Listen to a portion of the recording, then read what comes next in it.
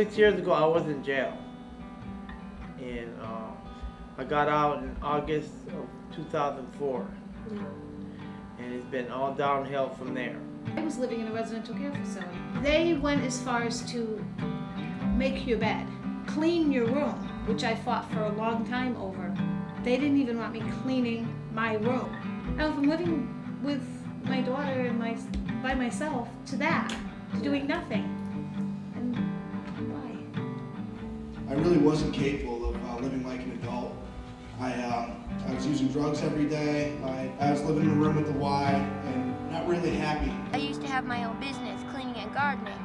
And since I became disabled, I became poor and I was unable to keep my cars on the road. For about 2 years, I was riding my bike year-round in the rain, in the winter, in the snow, and it was cold. And the wind is so cold in the winter that even the little zipper space, if you have a nice down coat on, even the little space in the zipper is enough for the wind to go right through you, and it's freezing. Mother, don't worry, I killed the last snake that lived in a creek bed. Mother, don't worry, I've got some. Our clients didn't wake up one morning and say, "Ooh, please, can I have schizophrenia? I would love to live an impoverished lifestyle." I mean, that's not how it works. The reality is that 1 in 6 people have a mental illness, and even more than that, have contact with somebody in their family having a mental illness. People are the people that we sort of walk past on the street. We know that they're a little bit different, a little bit strange. Maybe we don't want to deal with it that day, so we walk past them. Either one, that people don't understand what it is, or that they have some fear about it. The truth of the matter is that people with major mental illnesses are not any more, statistically not any more likely to commit a crime than the general population.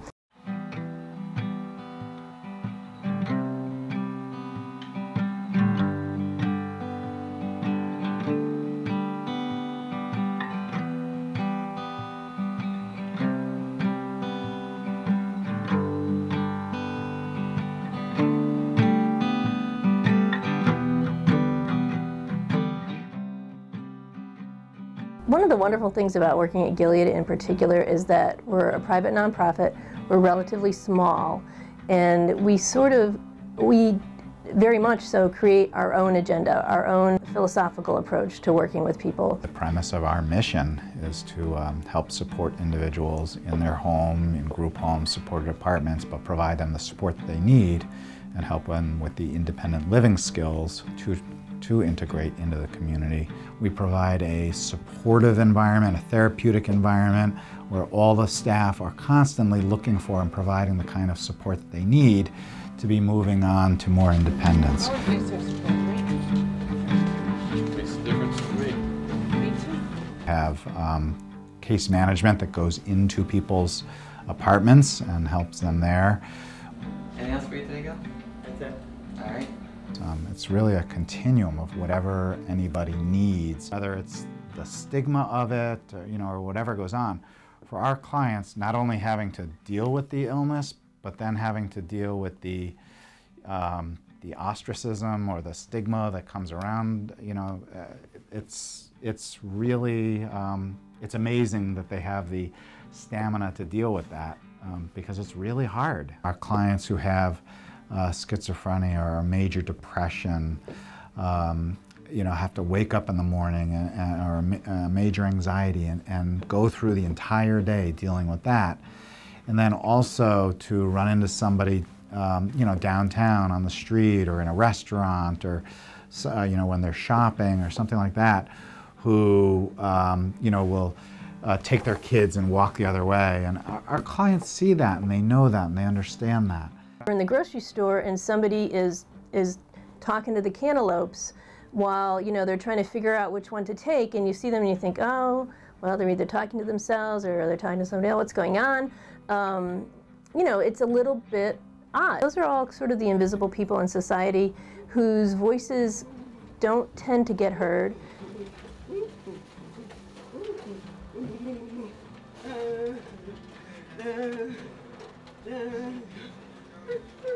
have to stand up for our rights, just like all those other minorities do.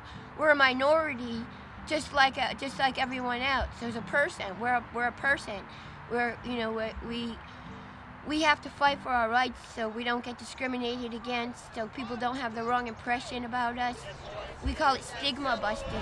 We have to always prove to people that we're people too.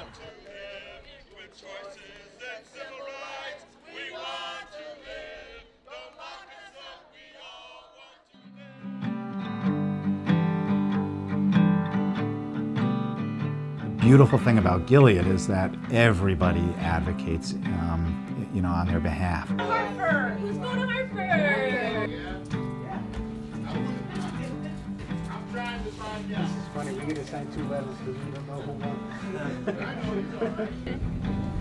So, you want to kind of weave into what you say is that, hi, we don't know who the new governor is yet, so we brought 2 letters of introduction. Oh, why we're going to the Capitol, right? We want to get a jump on the competition. That's right. We want to let the folks know at the Capitol that we're here.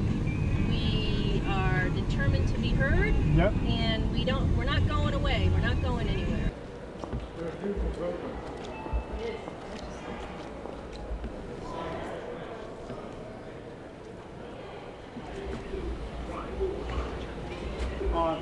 Did they figure out who won the governor race?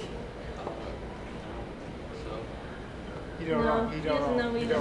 Tech told me that you guys were interested in delivering letters to Governor Malloy or Governor Foley. Do you understand that neither one of them have an office here in this building at all? Yeah. For either one of them? I would think the best thing that you could do is to find out where their campaign office was. And get it to them that way. Maybe on the web or something that had information where you'd be able to find an address. That's a good idea. All right, well, all right, thanks.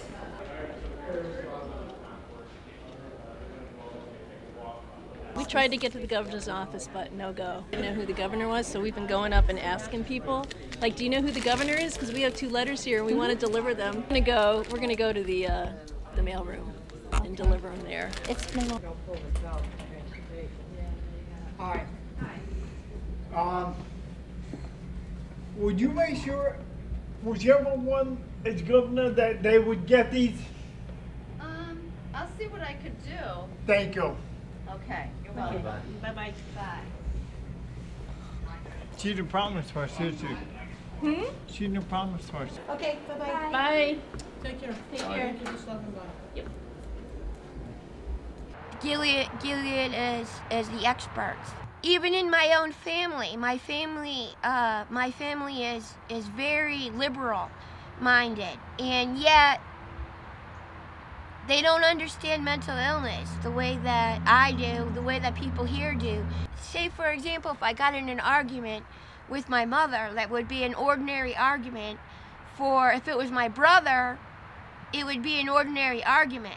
She would, oh, Frank's in a bad mood, But if it was me, it would be, have you been taking your medication? Are you sure? And then she might even go behind my back and call my doctor and say, well, Jill's not the same that she usually is. I wonder if she's not been taking her medication.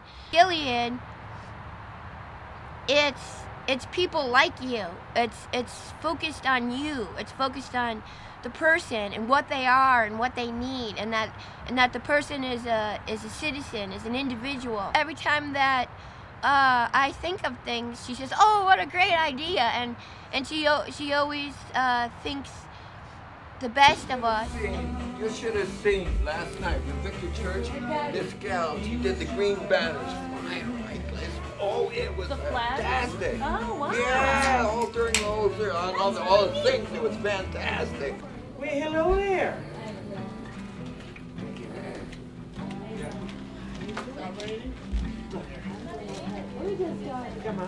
Clubhouses tend to be an environment where folks with schizophrenia feel comfortable and can be themselves, where some eccentricities of behavior are, just tolerated or even embraced.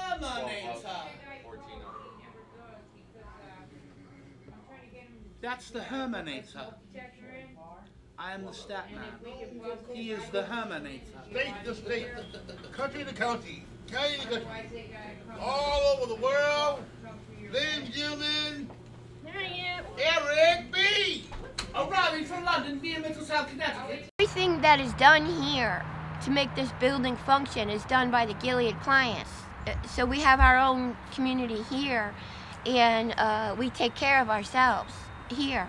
I would say that the social center is kind of the center of Gilead, and that you know, everybody wants a place where they can go to feel accepted and to at times hang out or go into the community, do outside trips, stuff like that. I'm at the social club and I'm really enjoying myself. Thank you. All of us want to be accepted. All of us want to fit in. They're looking for something to do, something to be a part of, a way to give back to not only themselves, but their smaller community here of other folks that are in recovery and the community at large. We work with people on trying to help them understand, while validating the fact that they have the right to be whoever they are and whoever they want to be, and we appreciate them and love them for who they are. We teach people how to blend. How do you go out there and make yourself, you know, walk down Main Street with people not staring at you? They know about mental illness. They know what the people need and you know, what they can and cannot do. They assess each person individually. Everyone needs support, and it doesn't mean you're not independent. There's nothing wrong with support. It enables you to be independent. Without Gilead, I might not be independent. I might not be able to do all the things I do because for that little bit of problems that I have, I wouldn't have that little bit of support that I need. But we won our rights to freedom, and we made me cry a little. We won our rights to freedom, and that's a really important thing, you know, to have the freedom, you know, freedom to be our own selves, you know, to be people that we are, to be part of the community, you know, to vote for who we want to vote for, you know, to have equal rights, equal pay. A person has their autonomy taken away, it makes them worse, not better. That's important because a lot of people become complacent when they have things done for them. Gilead is a place where it helped me out a lot going somewhere during the day, because usually there's nothing going on during the day. It helps to give you something to do rather than nothing. It was a 6-year journey. It wasn't easy. I was in one place and in another, residential care facilities, and I finally decided I wanted my own apartment. So I finally got my own apartment, and I got a lot more freedom, a lot more responsibilities. Finally made it up the hill, and things are looking good now. I'm looking forward to going back to work and getting a better apartment and bettering my life. And Gilead will be part of my life the rest of my life. It took a long time before I could get stabilized on medication and, you know, get a job. And Gilead was right there with me through the whole process. So they might have saved my life. So I don't know where I'd be without Gilead, because without Gilead I would probably be put in the hospital a lot more. Road to recovery is so different for everybody. It's going to be twisting and winding in different kinds of ways, but the roads all are going to that same place of recovery, and that's, to me, what integration is really about.